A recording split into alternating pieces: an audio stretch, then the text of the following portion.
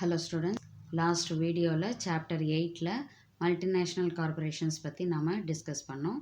இன்றைக்கி நாம் டிஸ்கஸ் பண்ண போகிறது சாப்டர் 9 கவர்மெண்ட் ஆர்கனைசேஷன். ஸோ இந்த கவர்மெண்ட் ஆர்கனைசேஷன் அப்படின்னும் போது நமக்கு தெரியுது அரசால் நடத்தப்படுகின்ற நிறுவனங்கள், சரிங்களா? ஸோ அவங்க எந்த நிறுவனங்களை எல்லாம் பொதுமக்களுக்காக எடுத்து வழி நடத்துகிறாங்க, இல்லை அந்த நிறுவனங்களை எடுத்து நடத்துகிறாங்க அப்படின்றத பற்றி தான் நாம் இன்றைக்கி பார்க்க போகிறோம்.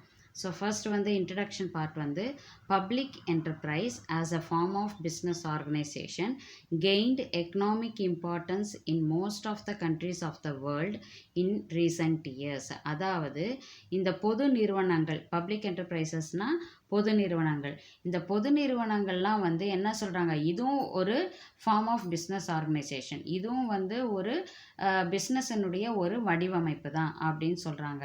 ஸோ இந்த பொது நிறுவனத்தினால என்ன ஆகுதுன்னா, பொருளாதாரத்துக்கு பெரிதும் ஒரு முக்கியத்துவம் கொடுக்கின்ற வகையில், பொருளாதாரத்தை முன்னேற்றுகின்ற வகையில் இது பெரும் பங்கும் வகிக்குது அப்படின்னு சொல்கிறாங்க. ஸோ ஒரு நாட்டினுடைய பொருளாதாரத்தை முன்னேற்றத்துக்கு முக்கியத்துவமாக விளங்குகின்ற ஒரு நிறுவனம் என்னன்னா பப்ளிக் என்டர்பிரைசஸ் அப்படின்னு சொல்கிறாங்க. அது நம்ம கண்ட்ரியில் மட்டும் கிடையாது, உலகத்தில் உள்ள எல்லா கண்ட்ரிலையுமே இப்போ இருக்கிற கடந்த சில வருடங்களாகவே நிறைய பப்ளிக் என்டர்பிரைசஸ் உருவாகி நல்ல ஒரு நாட்டினுடைய பொருளாதார முன்னேற்றத்துக்கு பெரும் பங்கு வகிக்குது அப்படின்னு சொல்கிறாங்க.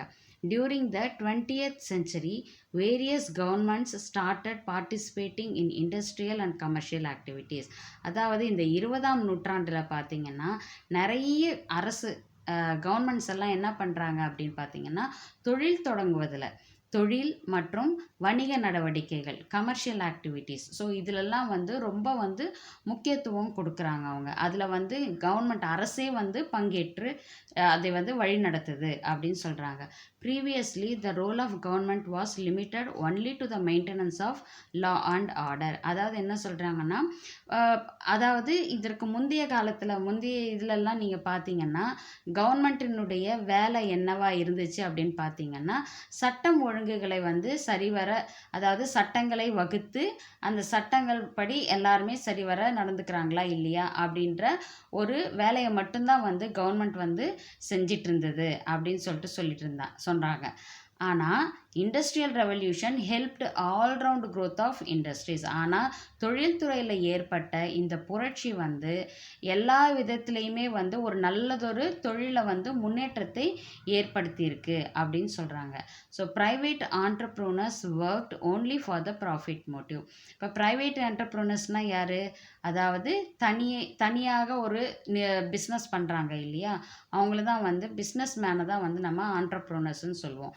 ஸோ தனித்துவமாக செய்கிற, அதாவது தனியாக ஒரு பிஸ்னஸை எடுத்து நடத்தி செய்கிறவங்க அப்படின்றாங்க பார்த்திங்கன்னா, கண்டிப்பாக அவங்களுடைய மோட்டிவ் என்னவாக இருக்கும், அவங்களுடைய எய்ம் என்னவாக இருக்கும் பார்த்திங்கன்னா, கண்டிப்பாக லாப நோக்கத்துக்காக தான் அவங்க பிஸ்னஸ் பண்ணுவாங்க. இந்த லாப நோக்கத்துக்காக பண்ணுறதுனால the exploitation of consumers and workers by private entrepreneurs are very common. அதாவது இப்போ ஒரு தனியார் நிறுவனம் ஒரு பிஸ்னஸ் பண்ணுது அப்படின்னும் போது கண்டிப்பாக அங்கே அவங்களுக்கு லாபம் வேணும். லாபம் வேணும் அப்படின்னும் போது கண்டிப்பாக அதனுடைய விலை நிர்ணயம் அதிகமாகத்தான் இருக்கும். அப்போ அது யாரை எக்ஸ்ப்ளாய்ட் பண்ணுது? எக்ஸ்ப்ளாய்டேஷன்னா சுரண்டுவது. யாரை சுரண்டுறாங்க அப்படின்னு நீங்கள் பார்த்தீங்கன்னா, கன்சியூமர்ஸ், வாடிக்கையாளர்களை சுரண்டுறாங்க. அதே போல் ஒர்க்கர்ஸ், அங்கே வேலை செய்யக்கூடிய ஒர்க்கர்ஸையும் என்ன பண்ணுறாங்க, அவங்க சுரண்டுறாங்க. ஸோ இந்த மாதிரி தனியார் நிறுவனங்கள், இந்த தனியார் பிஸ்னஸ் மேன்ஸ் எல்லாம் என்ன பண்ணுறாங்க அப்படின்னு பார்த்தீங்கன்னா, வாடிக்கையாளர்களையும் அங்கே வேலை செய்யும் தொழிலாளர்களையும் என்ன பண்ணுறாங்க, சுரண்டி அவங்ககிட்ட இருந்து எல்லா விதத்தையுமே பறிச்சுக்கிறாங்க அப்படின்னு சொல்கிறாங்க. The development of industries was left to the judgement of private enterprises. அதாவது இந்த டெவலப்மெண்ட் ஆஃப் இண்டஸ்ட்ரீஸ், தொழில்துறையினுடைய வளர்ச்சி அப்படின்றது அதை அந்த வளர்ச்சியை நிர்ணயிக்கிறதே யாராக இருந்துட்டாங்க கடைசியில்? இந்த தனியார் நிறுவனங்களாக தான் வந்து முடிவு பண்ணுறவங்களாவே இருந்தாங்க அப்படின்னு சொல்கிறாங்க. இப்போ நம்ம பார்த்திங்கன்னா தெரியும், இப்போ வந்து நிறைய தனியார் சூப்பர் மார்க்கெட்ஸ் எல்லாம் நிறைய வந்துடுச்சு. நிறைய மால்ஸ் பார்த்திங்கன்னா நீங்கள் இந்த ஜியோ மார்ட்டுன்னு ஒன்று போடுறாங்க, இல்லை ரிலையன்ஸ் போடுறாங்க, நிறைய வந்து கொண்டு வந்திருக்காங்க. அவங்க என்னன்னா அவங்க பொருளுக்கு அவங்க நிர்ணயிக்கிறது தான் விலை. நம்ம எதுவுமே வந்து நம்ம என்ன பண்ணுவோம், தெருவில் போகிற ஏதாவது ஒரு பழ வியாபாரிக்கிட்டேயோ இல்லை வந்துட்டு எந்த ஒரு பொருளை வாங்கினாலும் நம்ம என்ன பண்ணுறோம், இது பண்ணுறோம், ஆர்குமெண்ட் பண்ணுறோம் இல்லையா? நம்ம வந்து என்ன பண்ணுறோம், விலையை கம்மி பண்ண சொல்லி நம்ம வந்து கேட்குறோம். ஆனால் இதுவே வந்து நம்ம ஒரு பெரிய கடைகளில் போகும்போது நம்ம கேட்குறோமா? கிடையாது. அவங்க என்ன விலை நிர்ணயம் பண்ணியிருக்கிறாங்களோ அந்த விலையை கொடுத்து தான் நம்ம வந்து பொருளுங்களை வாங்குகிறோம். இந்த மாதிரி தான் அவங்க என்ன பண்ணுறாங்க, வாடிக்கையாளர்களை வந்து சுரண்டுறாங்க. நம்மளையே அறியாமல் நம்ம வந்து அந்த பொருளுக்கும் அதிகமான விலையை கொடுத்து தான் வந்து நம்ம அந்த பொருளை வந்து நம்ம வாங்கிட்டுருக்கோம். ஸோ இந்த விலை எல்லா விதத்துலையுமே வந்து ஒரு அதாவது இந்த தனியார் நிறுவனங்கள் வந்து இந்த தொழிலுடைய வளர்ச்சிக்கு அவங்க செய்வது தான் அதாவது அவங்க சொல்கிற விதிகள் தான் சரின்ற மாதிரி தான் இன்றைக்கி வரைக்கும் போயிட்டுருக்குது அப்படின்னு சொல்கிறாங்க. So therefore government intervention become necessary to safeguard the interest of the public. So இந்த சுரண்டல் இந்த இதுக்கு காரணமாக தான் என்ன ஆகுது, கவர்மெண்ட்டினுடைய இன்டர்வென்ஷன்னா தலையீடு. ஸோ கவர்மெண்ட்டின் அரசினுடைய தலையீடு வந்து இந்த பொதுமக்களை காப்பாற்றுவதற்கு அப்படின்றது வந்து ரொம்ப முக்கியமாக பாதுகாக்கப்பட வேண்டியது முக்கியமாகப்படுது அப்படின்னு சொல்கிறாங்க. இது எங்கெல்லாம் வந்துட்டு கவர்மெண்ட்டோட இன்டர்ஃபியரன்ஸ் இருக்குன்னு பார்த்தீங்கன்னா, even in developed countries like USA and யூகேல கூட இந்த மாதிரி கவர்மெண்ட்டினுடைய இன்டர்வென்ஷன் வந்து தலையீடு வந்து இருக்குது. அவங்க என்ன பண்ணுறாங்க, பொதுமக்களை வந்து பாதுகாக்கும் வரையில் அந்த அரசு வந்து தலையிட்டு இந்த நிறுவனங்களை வந்து எடுத்து நடத்துகிறாங்க அப்படின்னு சொல்கிறாங்க. அடுத்தது, the government thus can own and control industry and business in 2 ways. அதாவது ஒரு அரசு வந்து தானே சொந்தமாகவோ இல்லை வந்து தன்னுடைய கட்டுப்பாட்டிலோ வந்து ஒரு நிறுவனத்தை நிறுவுவதற்கு 2 வழிகள் இருக்குது. என்ன வழிகள் அப்படின்னு பார்த்தீங்கன்னா, by starting a new unit, அதாவது ஒரு புதிய தொழில் வந்து கவர்மெண்ட்டே வந்து தொடங்குவது, அது ஒரு வழி கவர்மெண்ட்டு எடுத்து நடத்துறதுக்கு. And by taking over and existing industrial or commercial unit owned by the private persons, அதாவது தனியார் பிஸ்னஸ்மேனால் நடத்தப்படுகின்ற நிறுவனங்களை வந்து அரசு வந்து கையகப்படுத்தி தானே நடத்துறது. புரியுதுங்களா? ஸோ இந்த 2 வகையில் வந்து அரசு வந்து என்ன பண்ண முடியும், இந்த தொழில் விஷயத்தில், இந்த தொழில்துறையில் வந்து இந்த பிஸ்னஸ் விஷயத்தில் வந்து நிறுவதற்கு இந்த 2 வழிகள் வந்து இருக்குது அப்படின்னு சொல்கிறாங்க. அடுத்தது, meaning and features of departmental undertaking அப்படின்னு பார்த்தீங்கன்னா, துறை சார்ந்த, இப்போ வந்து நம்மளுக்கே தெரியும் என்னென்ன துறைகள் இப்போ வந்து ஒரு கவர்மெண்ட் இருக்குது, ஒரு ஸ்டேட் இருக்குது அப்படின்னா அங்கே வந்து நிறைய துறைகள் இருக்கும். மருத்துவத்துறை இருக்கும், மின்சாரத்துறை இருக்கும், நிறைய துறைகள் வந்து இருக்குது, கல்வித்துறை இருக்குது. ஸோ இந்த மாதிரி நிறைய துறைகள் வந்து ஸ்ப்ளிட் பண்ணி வச்சுருக்காங்க. அதற்கான பொறுப்புகள் என்ன, அதற்கான இயல்புகள் என்ன அப்படின்றத தான் நம்ம பார்க்க போகிறோம். Department form of organisation of managing state enterprise is the oldest form of organisation. அதாவது துறை வாரியான வடிவமைப்பு கொண்ட ஒரு நிறுவனம்.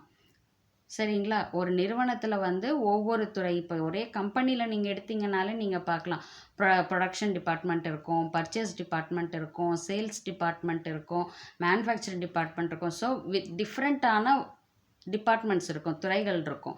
அதே போல் பார்த்திங்கன்னா ஒரு அரசு எடுத்து நடத்துகின்ற ஒரு நிறுவனத்திலையும் கூட வந்து அவங்க நடத்துகின்ற ஒவ்வொரு விஷயங்களிலேயும் துறை வாரியான ஒரு பொறுப்புகள் வந்து கொடுத்துருப்பாங்க. சரிங்களா?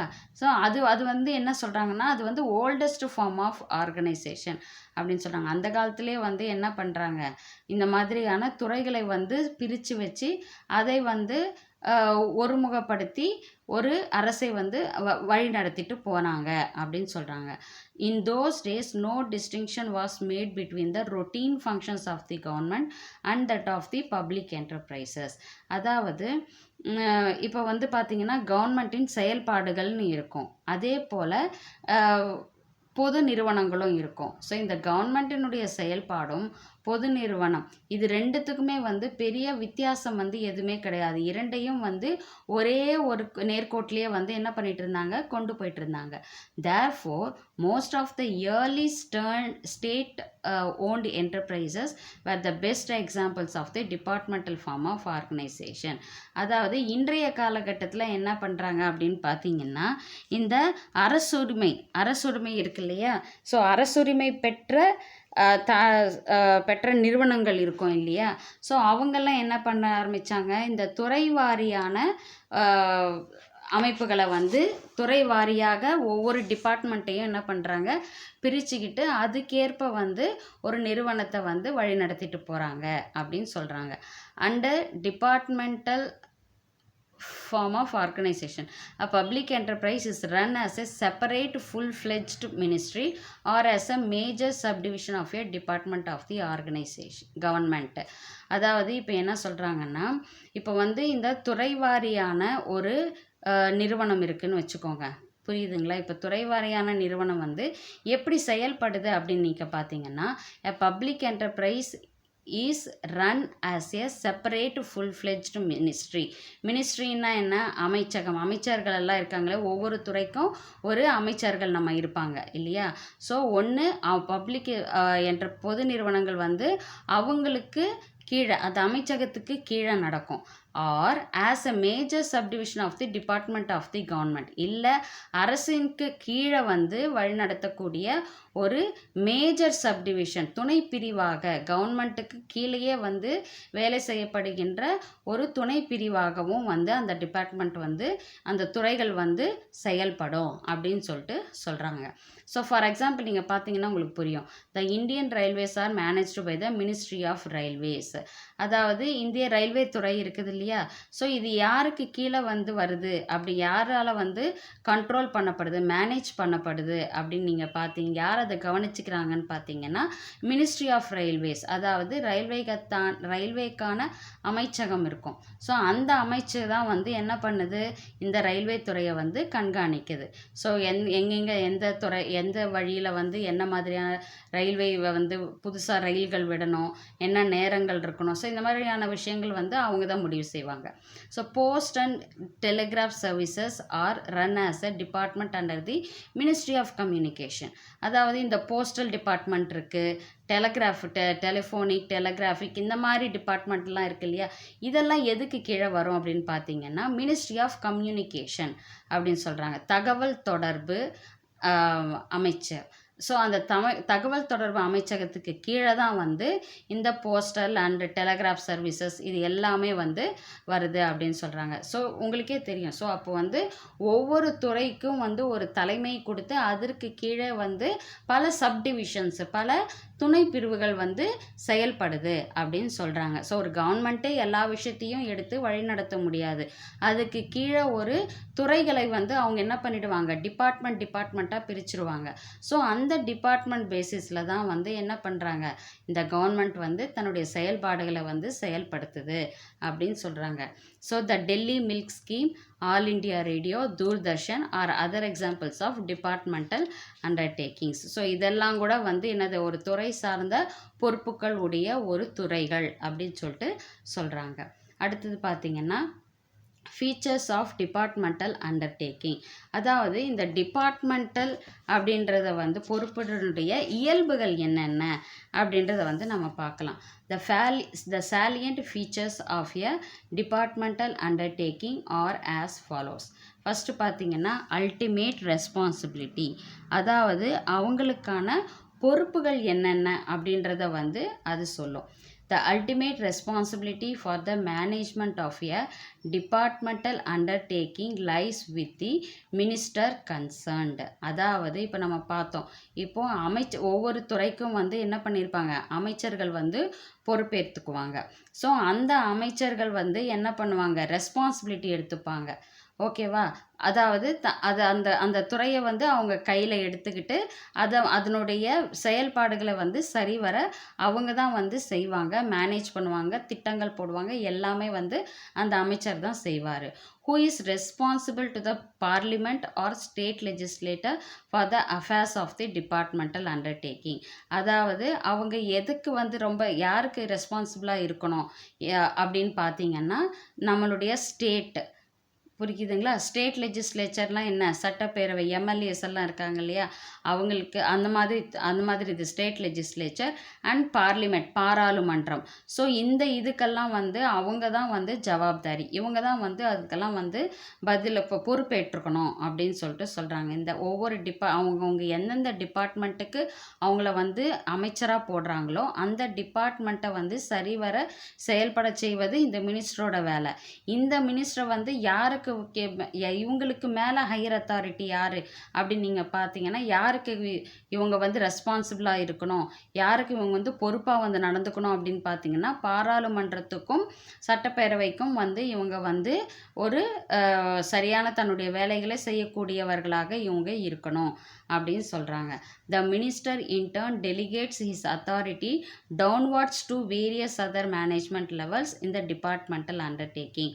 அதாவது அந்த அமைச்சர் இருக்கார் இல்லையா, அவர் என்ன பண்ணுவாங்க, டெலிகேட்ஸ் இத் அத்தாரிட்டி, அதாவது அவருடைய அதிகாரத்தை வந்து அவர் என்ன பண்ணுவார், எல்லாருக்கும் வந்து அதாவது தனக்கு கீழே வேலை செய்யக்கூடிய அதிகாரிகளுக்கு அந்த வேலைகளை வந்து பகிர்ந்தளிப்பார். ஸோ இந்த ஒவ்வொரு வேலையையும் வந்து ஒவ்வொரு அதிகாரிகளுக்கும் கொடுக்கும்போது கண்டிப்பாக அந்த துறையில் வந்து வேலைகளோட செயல்பாடுகள் எல்லாம் வந்து பிரித்து கொடுக்கும்போது எல்லா வேலைகளும் சரிவர நடக்குதா இல்லையா அப்படின்றத மேனேஜ் பண்ணுறதும் வந்து யாருன்னு பார்த்தீங்கன்னா இந்த மினிஸ்டர் தான் வந்து மேனேஜ் பண்ணுவாங்க அப்படின்னு சொல்கிறாங்க. அதனால் பொறுப்புகள் வந்து இந்த துறை சார்ந்த பொறுப்புகள் வந்து அதிகமாக இருக்கும் அப்படின்னு சொல்கிறாங்க. அடுத்தது பார்த்திங்கன்னா கவர்மெண்டல் ஃபினான்சிங், அதாவது அரசு வந்து எப்படி வந்து இந்த ஒவ்வொரு துறைக்கும் வந்து பணப்பங்கீடு செய்கிறாங்க அப்படின்னு பார்க்கலாம். So the departmental undertaking is financed through annual budget appropriations by a parliament or the state legislature. அதாவது இப்போ ஒவ்வொரு துறைக்கும் வந்து இப்போ மருத்துவத்துறை இருக்குது, இல்லை கல்வித்துறை இருக்குது. ஸோ இந்த மாதிரி துறைகள் எல்லாம் இருக்கும்போது என்ன பண்ணுவாங்கன்னா அதற்கான செலவுகள் இருக்கும் இல்லையா. ஸோ வரவு செலவு கணக்குகள் எல்லாமே இருக்கும்.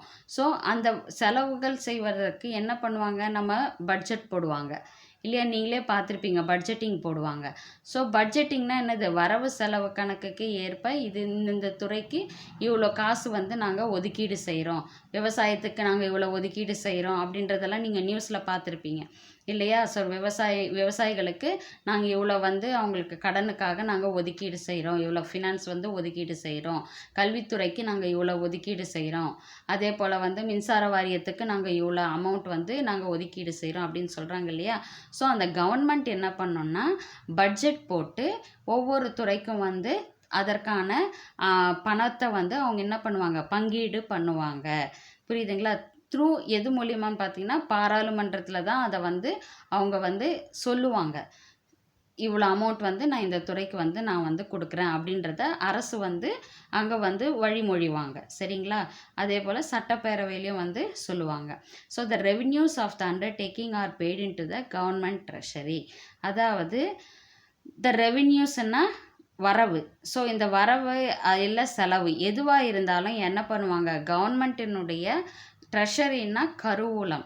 சரிங்களா. கவர்மெண்ட் வந்து ஒரு அமௌண்ட் வச்சுருக்கோம், இந்த அமௌண்ட்லேருந்து எல்லாருக்குமே என்ன பண்ணுவாங்க, ஒவ்வொரு துறைக்கும் வந்து எடுத்து கொடுப்பாங்க. ஸோ அதுதான் வந்து நம்ம ட்ரெஷரி சொல்கிறோம். ஸோ அதிலிருந்து வரவும் செலவுகளும் ரெண்டுமே வந்து நடக்கும் அப்படின்னு சொல்லிட்டு சொல்கிறாங்க. ஸோ எல்லாவற்றையும் அது ஒரு ஃபினான்ஸுனாலே அது வந்து ஒரு பப்ளிக் என்டர்பிரைஸ்னாலே ஃபினான்ஸ் வந்து யாரை நம்பி தான் இருக்குது, கவர்மெண்ட்டை பேஸ் பண்ணி தான் இருக்குது அப்படின்னு சொல்கிறாங்க. அடுத்தது அக்கௌண்டிங் அண்ட் ஆடிட், அதாவது கணக்கு சரிவர பார்த்தல்.